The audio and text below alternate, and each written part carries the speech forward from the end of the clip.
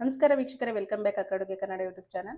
ನಾನಿವತ್ತು ಮೆಂತೆ ಪಲಾವ್ನ ಹೇಗೆ ಮಾಡೋದನ್ನ ತೋರಿಸ್ತಾ ಇದ್ದೀನಿ. ನೀವು ತುಂಬಾ ವಿಡಿಯೋಸ್ ಅಲ್ಲಿ ನೋಡಿರ್ತೀರಾ, ತುಂಬಾ ಬೇರೆ ಬೇರೆ ರೀತಿ ಮಾಡಿರ್ತಾರೆ. ನಾನಿವತ್ತು ಹೋಟೆಲ್ ಶೈಲಿನಲ್ಲಿ ಹೇಗೆ ಮಾಡೋದಂತೇಳಿ ಇವತ್ತು ಈ ವಿಡಿಯೋದಲ್ಲಿ ತೋರಿಸ್ತಾ ಇದ್ದೀನಿ. ಇದನ್ನ ಮಾಡೋದಕ್ಕೆ ಸ್ವಲ್ಪ ಟೈಮ್ ಹಿಡಿಯುತ್ತೆ, ಆದ್ರೂ ತುಂಬಾ ಟೇಸ್ಟಿ ಆಗಿರುತ್ತೆ. ಬನ್ನಿ ಇದನ್ನ ನಾವು ಇವಾಗ ಹೇಗೆ ಮಾಡೋದಂತ ನೋಡ್ತಾ ಹೋಗೋಣ.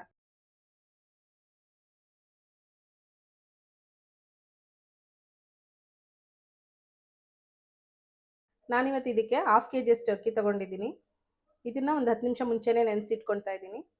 ನಾವು ಈ ತರ ನೆನೆಸಿಟ್ಕೊಳ್ಳೋದ್ರಿಂದ ಸ್ವಲ್ಪ ಸಾಫ್ಟ್ ಆಗಿ ಬರುತ್ತೆ ರೈಸ್. ಅದಕ್ಕೋಸ್ಕರ ನಾನಿವಾಗ ಮೆಂತ್ಯ ಸೊಪ್ಪನ್ನ 1 ಕಟ್ಟಷ್ಟನ್ನ ಕ್ಲೀನಾಗಿ ತೊಳೆದ್ಬಿಟ್ಟು ಕಟ್ ಮಾಡಿ ಎತ್ತಿಟ್ಕೊಂಡಿದ್ದೀನಿ. ಚಿಕ್ಕ ಬೌಲಲ್ಲಿ 1 ಕಪ್ ಅಷ್ಟು ನಾನು ಹಸಿ ಬಟಾಣಿನ ಎತ್ತಿಟ್ಕೊಂಡಿದ್ದೀನಿ. ಮೆಂತ್ಯ ಪಲಾವ್ಗೆ ನಾನು 2 ಗೆಡ್ಡೆಯಷ್ಟು ಈರುಳ್ಳಿನ ಕಟ್ ಮಾಡಿ ಎತ್ತಿಟ್ಕೊಂಡಿದ್ದೀನಿ. ನಾಟಿ ಟೊಮೊಟೊನ ನಾನು 3ನ ಚಿಕ್ಕದಾಗಿ ಕಟ್ ಮಾಡಿ ಎತ್ತಿಟ್ಕೊಂಡಿದ್ದೀನಿ. ನಾನು ಇವಾಗ ಇದನ್ನ ಒಗ್ಗರಣೆ ಹಾಕೋದಕ್ಕೆ 2 ಚಕ್ಕೆ, ಒಂದು ಅರ್ಧ ಸ್ಪೂನ್ ಅಷ್ಟು ಸೋಂಪು, ಒಂದು 3 ಲವಂಗ, ಒಂದು ಏಲಕ್ಕಿನ ಎತ್ತಿಟ್ಕೊಂಡಿದ್ದೀನಿ. ನಾನು ಒಗ್ಗರಣೆ ಹಾಕೋದಕ್ಕೆ ಇದನ್ನ ಯೂಸ್ ಮಾಡ್ಕೊಳ್ತೀನಿ. ಒಂದು 6 ಸ್ಪೂನ್ ಅಷ್ಟು ಆಯಿಲ್ ತಗೊಂಡಿದ್ದೀನಿ. ಹಾಗೆ ಒಂದು 2 ಸ್ಪೂನ್ ಅಷ್ಟು ನಾನು ತುಪ್ಪನ ಎತ್ತಿಟ್ಕೊಂಡಿದ್ದೀನಿ. ತುಪ್ಪ ಹಾಕೋದ್ರಿಂದ ಟೇಸ್ಟ್ ತುಂಬ ಚೆನ್ನಾಗಿ ಬರುತ್ತೆ, ಹಾಗಾಗಿ ನಾನು ಒಂದು 2 ಸ್ಪೂನ್ ಅಷ್ಟು ತುಪ್ಪ ಹಾಕೊಳ್ತಾ ಇದ್ದೀನಿ.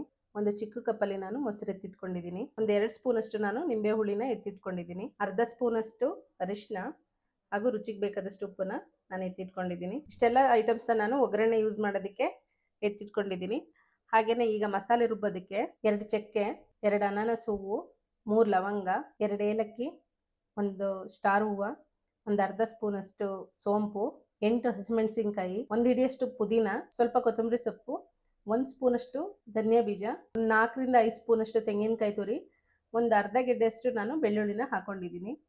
ಇದನ್ನೆಲ್ಲ ನಾನು ಮಸಾಲೆ ರುಬ್ಬೋದಕ್ಕೆ ಎತ್ತಿಟ್ಕೊಂಡಿದ್ದೀನಿ. ಬನ್ನಿ ಇವಾಗ ಮಸಾಲೆ ರುಬ್ಕೊಳ್ಳೋದಕ್ಕೆ ನಾವು ರೆಡಿ ಮಾಡ್ಕೊಳ್ಳೋಣ. ನಾನು ಇವಾಗ ಫಸ್ಟ್ ಬಾಣಲಿ ಬಿಸಿ ಇಟ್ಬಿಟ್ಟು ಧನಿಯಾ ಬೀಜನ ಸ್ವಲ್ಪ ಹಾಗೇನೆ ಡ್ರೈ ಆಗಿ ಹುರ್ಕೊಳ್ತೀನಿ. ಧನಿಯಾ ಬೀಜ, ಸೋಂಪು, ಚಕ್ಕೆ, ಲವಂಗ ಎಲ್ಲ ಇವಾಗ ಹಾಕೊಂಡು ನಾನು ಸ್ವಲ್ಪ ಡ್ರೈ ಆಗಿ ಸ್ವಲ್ಪ ಬಿಸಿ ಮಾಡ್ಕೊಳ್ತೀನಿ.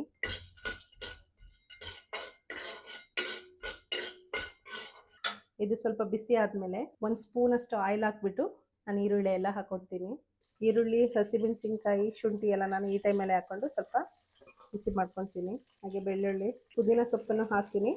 ಕೊತ್ತಂಬರಿ ಸೊಪ್ಪೇನು ಹಾಕಿ ಬಿಸಿ ಮಾಡ್ಕೊಳಲ್ಲ, ಹಾಗೆ ಡೈರೆಕ್ಟಾಗಿ ಹಾಕ್ತೀನಿ. ಹಾಗೆ ಕಾಯಿ ತುರಿ ಒಂದು 2 ನಿಮಿಷ ಹಾಗೇನೆ ಸ್ವಲ್ಪ ಫ್ರೈ ಮಾಡ್ಕೊಳ್ತೀನಿ. ನಾನು ಈ ಥರ ಎಣ್ಣೆನಲ್ಲಿ ಸ್ವಲ್ಪ ಫ್ರೈ ಮಾಡಿ ಹಾಕೋದ್ರಿಂದ ಟೇಸ್ಟ್ ತುಂಬ ಚೆನ್ನಾಗಿ ಬರುತ್ತೆ. ಇದು 2 ನಿಮಿಷ ಎಣ್ಣೆನಲ್ಲಿ ಫ್ರೈ ಆಗಿದೆ. ನಾನು ಇವಾಗ ಸ್ಟವ್ ಆಫ್ ಮಾಡಿಕೊಂಡು ಸ್ವಲ್ಪ ತಣ್ಣಗಾಗೋವರೆಗೂ ಇದನ್ನು ಬಿಟ್ಬಿಟ್ಟು ಆಮೇಲೆ ಮಿಕ್ಸಿಗೆ ಹಾಕಿ ರುಬ್ಕೊಳ್ತೀನಿ. ಇವಾಗ ಮಸಾಲೆ ಇವಾಗ ತಣ್ಣಗಾಗಿದೆ. ನಾನು ಇವಾಗ ಇದನ್ನು ರುಬ್ಕೊಳ್ತಾ ಇದ್ದೀನಿ. ಕೊತ್ತಂಬರಿ ಸೊಪ್ಪನ್ನು ನಾನು ಈ ಟೈಮಲ್ಲಿ ಹಾಕ್ಕೊಂಡು ರುಬ್ಕೊಳ್ತಾ ಇದ್ದೀನಿ. ನಾನಿವಾಗ ಮಸಾಲೆನ ರುಬ್ಕೊಳ್ತಾ ಇದ್ದೀನಿ. ನಾವು ಮಸಾಲೆ ಪುಡಿ ಹಾಕಿ ಮಾಡೋದಕ್ಕಿಂತ ಈ ಥರ ಮಸಾಲೆನೆಲ್ಲ ರುಬ್ಬಿ ಮಾಡೋದ್ರಿಂದ ತುಂಬ ಟೇಸ್ಟಾಗಿ ಬರುತ್ತೆ. ನಾನಿವಾಗ ಮಸಾಲೆನ ರುಬ್ಕೊಳ್ತಾ ಇದ್ದೀನಿ. ಈ ಪ್ರಮಾಣದಲ್ಲಿ ನಾನು ಮಸಾಲೆನ ರುಬ್ಕೊಂಡಿದ್ದೀನಿ. ನಾನಿವಾಗ ಒಗ್ಗರಣೆಗೆ ಇಟ್ಕೊಳ್ತಾ ಇದ್ದೀನಿ. ನಾನಿವಾಗ 5 ರಿಂದ 6 ಸ್ಪೂನ್ ಅಷ್ಟು ಆಯಿಲ್ ಹಾಕ್ಕೊಳ್ತಾ ಇದ್ದೀನಿ. 1-2 ಸ್ಪೂನ್ ಅಷ್ಟು ತುಪ್ಪ. ಇವಾಗ ಎಣ್ಣೆ ಬಿಸಿ ಆಗಿದೆ. ಇವಾಗ ಇದಕ್ಕೆ ನಾನು ಸೋಂಪು, ಲವಂಗ, ಚಕ್ಕೆ ಹಾಗೂ ಏಲಕ್ಕಿನ ಹಾಕ್ಕೊಳ್ತಾ ಇದ್ದೀನಿ. ಕಟ್ ಮಾಡಿ ಇಟ್ಕೊಂಡಿರೋ 2 ಈರುಳ್ಳಿನ ಇವಾಗ ಹಾಕೊಳ್ತಾ ಇದ್ದೀನಿ. ಈರುಳ್ಳಿ ಈ ಥರ ಒಂದು 2 ನಿಮಿಷ ಚೆನ್ನಾಗಿ ಫ್ರೈ ಆದಮೇಲೆ ನಾನಿವಾಗ ಹಸಿ ಬಟಾಣಿನ ಇವಾಗ ಹಾಕೊಳ್ತಾ ಇದ್ದೀನಿ. ಬಟಾಣಿ 1 ನಿಮಿಷ ಈ ಥರ ಫ್ರೈ ಆದಮೇಲೆ ನಾನಿವಾಗ ಮೆಂತ್ಯ ಸೊಪ್ಪನ್ನು ಹಾಕೊಳ್ತಾ ಇದ್ದೀನಿ.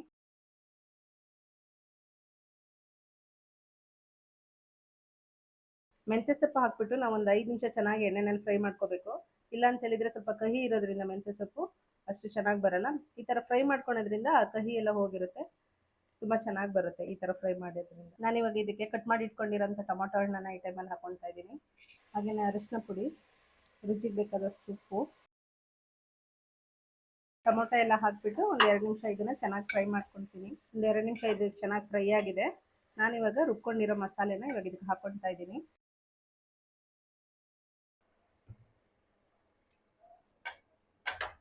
ನಾವಿವಾಗ ರುಬ್ಕೊಂಡಿರೋ ಮಿಕ್ಸಿ ಜಾರ್ಗೆ ಸ್ವಲ್ಪ ನೀರು ಹಾಕ್ಕೊಂಡು ಮಸಾಲೆನೆಲ್ಲ ಇವಾಗ ಇದಕ್ಕೆ ಹಾಕ್ಕೋಬೇಕು.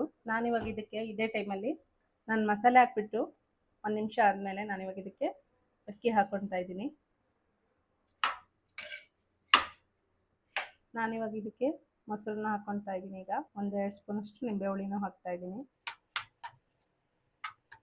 ನಾನೊಂದು 2 ಕಪ್ ಅಷ್ಟು ಅಕ್ಕಿ ತಗೊಂಡಿದ್ದೆ. ನಾನು ಇವಾಗ ಅದಕ್ಕೆ ಒಂದು 3 ಕಪ್ ಅಷ್ಟು ನೀರು ಮಾತ್ರ ಹಾಕ್ತಾ ಇದ್ದೀನಿ. ಯಾಕಂತ ಹೇಳಿದ್ರೆ ಅಕ್ಕಿ ನಾನು ಮೊದಲೇ ನೆನೆಸಿಟ್ಕೊಂಡಿರೋದ್ರಿಂದ ಜಾಸ್ತಿ ನೀರೇನು ಬೇಕಾಗೋದಿಲ್ಲ. ಈ ಥರ ಚೆನ್ನಾಗಿ ಮಿಕ್ಸ್ ಮಾಡಿಕೊಟ್ಬಿಟ್ಟು ಈ ಟೈಮಲ್ಲಿ ನಾವು ರುಚಿ ನೋಡ್ಕೋಬೇಕು. ಉಪ್ಪೇನೋ ಶಾರ್ಟೇಜ್ ಆಗಿದ್ರೆ ಈ ಟೈಮಲ್ಲಿ ನಾವು ಉಪ್ಪನ್ನು ಹಾಕೋಬೇಕು. ಈ ಥರ ಚೆನ್ನಾಗಿ ಮಿಕ್ಸ್ ಮಾಡಿಕೊಟ್ಬಿಟ್ಟು ಒಂದು 2 ನಿಮಿಷ ಇದು ಸ್ವಲ್ಪ ಕುದಿಯೋವರೆಗೂ ಹಾಗೆ ಬಿಟ್ಬಿಟ್ಟು ಆಮೇಲೆ ನಾವು ಕುಕ್ಕರ್ ಮುಚ್ಚಳನ ಮುಚ್ಕೋಬೇಕು. ಕುಕ್ಕರ್ ಮುಚ್ಚಳ ಮುಚ್ಚಿಬಿಟ್ಟು ನಾನು ಇವಾಗ 2 ವಿಷಲ್ ಹಾಕಿಸ್ಕೊಳ್ತೀನಿ. 2 ವಿಷಲ್ ಆಗಿದೆ, ನಾನು ಇವಾಗ ಆಫ್ ಮಾಡ್ಕೊತಾ ಇದ್ದೀನಿ.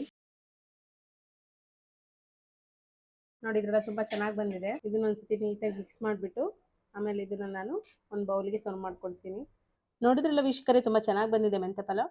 ತುಂಬ ಟೇಸ್ಟಿಯಾಗಿ ಕೂಡ ಇದೆ. ಇದನ್ನ ಮಾಡೋದಕ್ಕೆ ಸ್ವಲ್ಪ ಟೈಮ್ ತಗೊಳುತ್ತೆ, ಆದರೆ ತುಂಬ ಟೇಸ್ಟಿಯಾಗಿರುತ್ತೆ. ನೀವು ಒಂದ್ಸರಿ ನಿಮ್ಮ ಮನೆಯಲ್ಲಿ ಟ್ರೈ ಮಾಡಿ ನೋಡಿ. ಇದ್ರ ಜೊತೆಗೆ ಮೊಸರು ಬಜ್ಜಿ, ಚಟ್ನಿ ಎಲ್ಲ ಕಾಂಬಿನೇಷನ್ ತುಂಬ ಚೆನ್ನಾಗಿರುತ್ತೆ. ಬೆಳಗಿನ ಟಿಫನ್ಗೆ ಆದಷ್ಟು ಚೆನ್ನಾಗಿರುವಂಥ ರೆಸಿಪಿ ಅಂತ ಇದನ್ನ ನಾವು ಹೇಳ್ಬೋದು. ನೀವು ಒಂದ್ಸರಿ ನಿಮ್ಮ ಮನೆಯಲ್ಲಿ ಟ್ರೈ ಮಾಡಿ ನೋಡಿ, ಹೇಗೆ ಬಂತು ಅಂತೇಳಿ ಕಮೆಂಟ್ ಮಾಡಿ ತಿಳಿಸಿ. ಇನ್ನಷ್ಟು ಇದೇ ಥರ ವಿಡಿಯೋಗಳಿಗಾಗಿ ಅಕ್ಕ ಅಡುಗೆ ಕನ್ನಡ ಯೂಟ್ಯೂಬ್ ಚಾನಲ್ನ ಸಬ್ಸ್ಕ್ರೈಬ್ ಮಾಡಿ ಹಾಗೂ ಸಪೋರ್ಟ್ ಮಾಡಿ. Thank you for watching.